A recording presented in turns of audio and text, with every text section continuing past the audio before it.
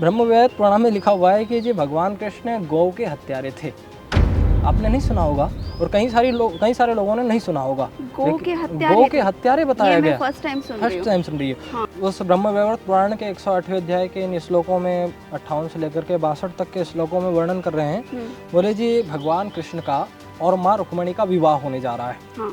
और विवाह के समय में जो राजा हैं वो विवाह की तैयारी के लिए वस्तुओं को इकट्ठा कर रहे हैं। हाँ। कि जी जब विवाह होगा तो क्या बनाया जाएगा, कौन कौन सी वस्तुएं इकट्ठी की जाएगी, क्या दान पुण्य किया जाएगा।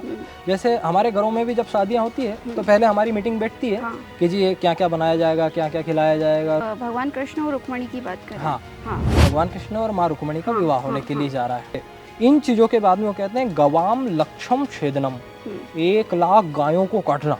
मैं कह रहा हूँ ना गौ का हत्यारा बताया गया, 1 लाख गायों को काटना। अच्छा मैं आपसे विचार करूं, आपकी शादी हो रही है और आपकी शादियों में गायों को काटा जाए तो उसका प्रभाव आपके ऊपर होगा कि नहीं होगा? ये जी आपके कारण ही काटी गई है।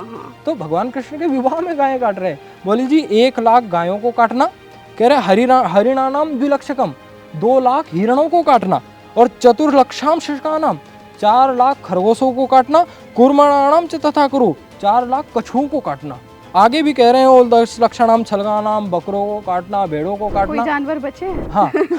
उसके बाद में देखिए पंक्ति क्या कह रहे हैं, संस्कृत है सामान्य आपको समझ आएगी। हाँ। वो कह रहे हैं पर्वणि ग्राम देव्ये, कि पर्व के दिन गांव की देवी को पर्वणि ग्राम देव्ये च बलिम देहि च भक्तिता, कि गांव की देवी के सामने भक्ति के साथ में उन सबकी बलि देना, और बलि देने के बाद में क्या करना, एतेसाम पक्को मांसम, इन सब पक्व मांसों को भोजनार्थम चकारया, भोजन में परोसना, परिपूर्ण व्यंजनानाम सामग्री कुरु भूमिपा, कि हे राजन इन सब सामग्रियों को इकट्ठा करो।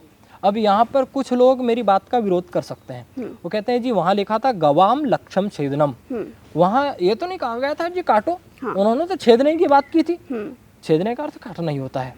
लेकिन कोई यदि विरोध करना चाहे तो कर सकता है, तो कहेगा क्या पता उनके कानों को छेद करके छोड़ा गया हो 1 लाख गायों को। हाँ, ये भी हो सकता है। ये भी हो सकता है।